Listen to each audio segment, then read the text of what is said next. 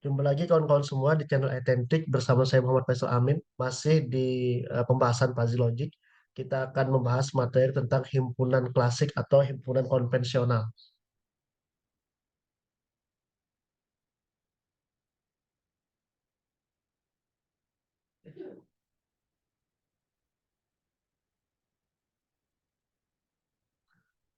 Teori pada himpunan klasik dan ide-ide dasar dari himpunan klasik akan kita bahas secara rinci dalam bab ini.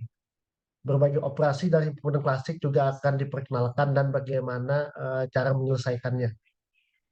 Di sini kita akan berurusan dengan himpunan Krips. Apa itu himpunan Krips? Yaitu himpunan yang didefinisikan dengan batas tertentu. Nah, jadi istilah lainnya adalah Krips. Ini berarti bahwa tidak ada ketidakpastian yang terlibat dalam lokasi batas-batas untuk himpunan ini. Nah, sedangkan nanti himpunan Pazi itu sebaliknya ya, batas-batasnya ada keambiguan. Maksudnya sangat bagus untuk menangani ketidakpastian.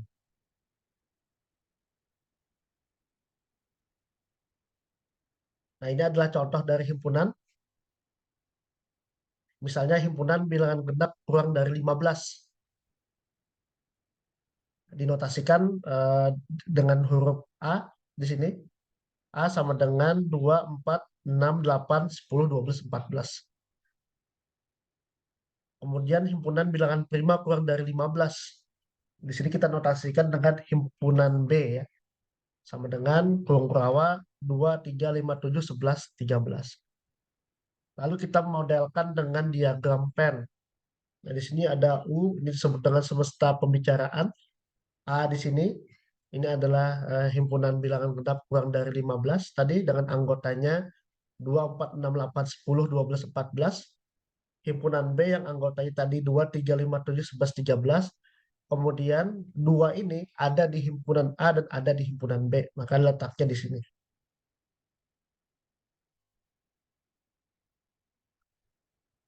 Dasar dari sebuah cabang matematika terkini adalah konsep himpunan. Banyak pernyataan-pernyataan verbal yang kaku dalam matematika dapat diekspresikan secara jelas, singkat, dan secara simbolik dalam istilah-istilah dari himpunan dan operasi-operasi himpunan. Himpunan sendiri didefinisikan sebagai segala koleksi objek tertentu yang dianggap sebagai satu kesatuan. Keanggotaan bersifat krips. Tadi krips adalah memiliki batasan yang jelas. Maksudnya adalah jika X adalah elemen dari himpunan A, ya berarti X ini ada di himpunan A. Atau jika X itu tidak ada di himpunan A, maka X bukan elemen himpunan A. Jadi hanya ada dua kemungkinan ya, ada dan tidak ada. Kalau ada itu berarti nilai keanggotaannya true. Tapi kalau nanti false, maka tapi kalau tidak ada berarti nilai keanggotaannya adalah false. Nah, suatu himpunan biasanya dilambangkan dengan huruf kapital ya. Contoh-contoh himpunan bilangan genap kurang dari 15, bilangan prima kurang dari 15, mahasiswa teistimik baru, keadaan suhu dan sebagainya. Nah, masih banyak lagi contoh-contoh himpunan. Istilah-istilah dalam himpunan, yang pertama adalah himpunan kosong, himpunan yang tidak memiliki anggota. Misalnya kita ditanya ya, nama-nama bulan yang diawali huruf C dari nama-nama bulan ya. Sebut apa? Tentukan nama bulan yang diawali huruf C misalnya. Nah, itu kan nggak ada ya. Atau misalnya gini, siswa laki-laki di jurusan kebidanan. Nah, itu juga contoh dari himpunan kosong. Kemudian ada lagi istilah cardinal number yang didefinisikan dengan NX, yaitu jumlah anggota himpunan. Kemudian istilah berikutnya power set, yaitu semua kemungkinan elemen atau kombinasi elemen pada himpunan. Berikutnya adalah cardinality, yaitu jumlah semua kemungkinan elemen atau kombinasi elemen. Rumusnya NP dalam kurung X gitu ya, sama dengan 2 pangkat NX. Nah, 2 ini nanti adalah sudah baku ya, sudah ya pasti 2 angka di sini. NX-nya ini nanti tergantung berapa jumlah anggota himpunannya. Nanti akan kita coba. Ada beberapa macam teknik dalam mendefinisikan himpunan. Contoh-contoh sebelumnya kita menggunakan tabular form, yaitu mendaftarkan semua anggota himpunan.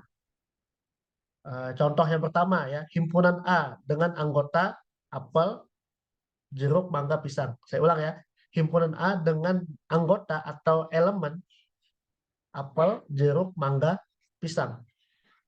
Nah, jadi apa ditandai dengan diawali dengan kurung kurawa ya, ditutup dengan kurung kurawa. Kita sebutkan nama-nama elemennya.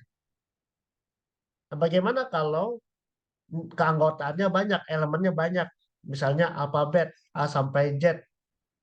Nah, kita bisa menyingkatnya dengan cara seperti ini, dengan titik tiga ya di tengah elemen himpunan B sama dengan elemen himpunannya A, B, C, titik-titik tiga ini maksudnya titik-titik tiga ini D, E, F, G, H dan seterusnya, kemudian Y, Z. Himpunan C dengan keanggotaan elemen satu 2 3 4 titik-titik tiga ini menandakan tidak terhingga gitu ya. Nah, jadi di sini tidak terhingga kita bisa menggunakan titik-titik tiga. Kemudian cara yang kedua adalah set builder form atau mendeskripsikan sifat-sifat yang harus dipenuhi setiap anggota himpunan atau setiap elemen himpunan. Himpunan S dengan anggota atau dengan elemen X, di mana X adalah bilangan genap. Nah, ini artinya semua bilangan genap itu adalah elemen dari himpunan S. Himpunan T dengan elemen X, di mana X adalah bilangan ganjil. Nah, semua bilangan ganjil itu adalah elemen dari himpunan T. Kemudian himpunan juga bisa diklasifikasi berdasarkan jumlah elemennya. Yang pertama adalah himpunan berhingga, kemudian himpunan tak berhingga. Kalau himpunan berhingga berarti kita sudah tahu batasan jumlah elemennya ada berapa gitu ya. Kita batasi biasanya. Contohnya tadi bilangan ganjil kurang dari 15, bilangan genap kurang dari 15 misalnya. Mahasiswa TI Istimik Banjarbaru itu kan jelas ya berapa tuh jumlah mahasiswa TI, bisa 40 berarti 40 anggotanya. Atau jumlah alfabet, nah itu juga jelas ada apa jumlah alfabet kan jelas ya dari A sampai Z itu berapa. Nah, kalau himpunan tak berhingga misalnya himpunan bilangan ganjil gitu aja ngomongnya ya. Itu berarti ya tidak terbatas berarti. Semua bilangan ganjil anggotanya. Tidak bisa kita tulis satu persatu. Kemudian himpunan bilangan genap gitu ya. Tidak ada apa pembatasannya. Jadi eh, ini disebut dengan himpunan tak berhingga. Nah, di sini ya kita lihat ya contoh soal dari himpunan. Diketahui A adalah himpunan bilangan bulat eh, kurang dari sama dengan 3. Pertanyaan pertama, apakah himpunan A merupakan himpunan kosong? Tidak ya, karena ada anggotanya kan. Di mana anggotanya adalah bilangan bulat itu dimulai dari berapa teman-teman? Dimulai dari eh, 1, ya, 2, 3. Nah, kemudian apakah himpunan tadi ya sudah ya, apakah himpunan A merupakan himpunan kosong? Itu berarti tidak, karena ada anggotanya. Sebutkan elemen dari himpunan A. Elemen dari himpunan A 1, 2, 3 ya. 1, 2, 3 lah gitu ya. Nah, cardinal number-nya berapa? Power set-nya berapa? Cardinality-nya berapa? Dari himpunan. Nah, kita cek di sini ya.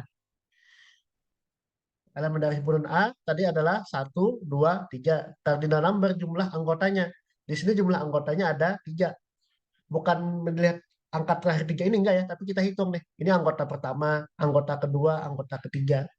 Kalau di sini A-nya 1, 2, 3, 4, 5, berarti cardinal number-nya adalah ada 5. Nah, seperti itu.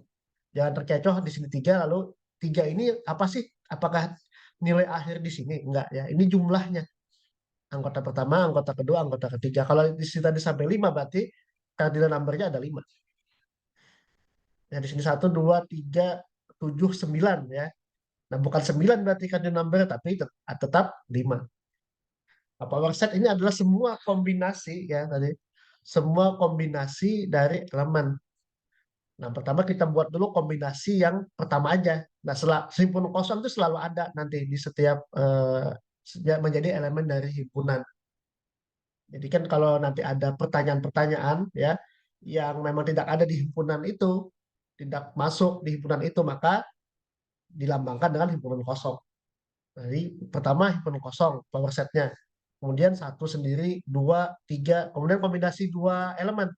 Pertama satu elemen dulu kan, himpunan kosong, satu, dua, tiga, satu, dua, satu, tiga, dua, tiga. Kemudian kombinasi dari tiga elemen, satu, dua, tiga. Nah, elemen ini nggak boleh terulang. Misalnya sudah ditulis 1,2, jangan lagi tulis di sini 2,1.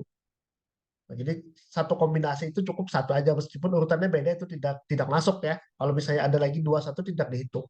Satu dua cukup ditulis sekali, jangan lagi ada 2,1 di sini. Kemudian cardinality itu eh, rumusnya 2 pangkat nx2 ini ya sudah rumus tadi ya. Tulis 2, 3 ini dari mana? 3 ini adalah dari cardinal number. Cardinal numbernya ada 3, jadi 2 pangkat 3 sama dengan 8. Nah, untuk menguji apakah ini sudah benar 8, kita akan hitung di sini. Ya. 1, 2, 3, 4, 5, 6, 7, 8. Atau kita mau mau mentes, ya kita dapatkan power set misalnya 7, tapi cardinality-nya di sini 8, berarti di sini ada yang keliru. Nah, ini dua bagian ini ya, power set dan cardinality ini bisa digunakan untuk menguji validasi masing-masing. Saya ulang dulu ya, power set tadi kombinasi dari setiap elemen, baik kombinasi tunggal, dua kombinasi maupun tiga kombinasi.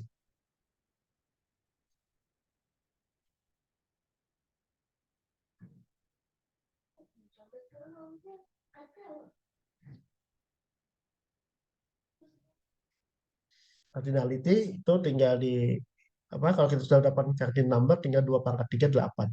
Nah, jumlah power set ini ya harus sama dengan jumlah cardinality. Kalau di sini 8, di sini harusnya 8. Kalau ini berbeda berarti ada yang salah.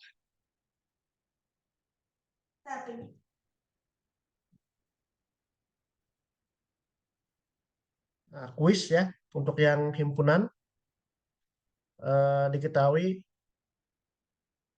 himpunan A bilangan prima kurang dari 10.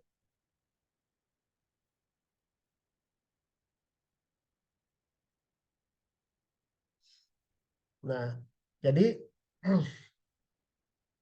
di sini adalah contoh soalnya dan jawabannya sudah kita bahas. Nah, untuk video kali ini sampai di sini teman-teman. Nah, kemudian nanti teman-teman untuk menguji seberapa tingkat pemahaman tentang materi himpunan ini bisa menjawab kuis ini.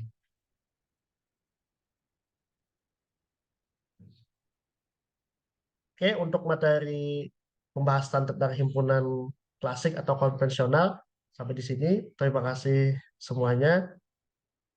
Kita jumpa lagi di video berikutnya. Assalamualaikum warahmatullahi wabarakatuh.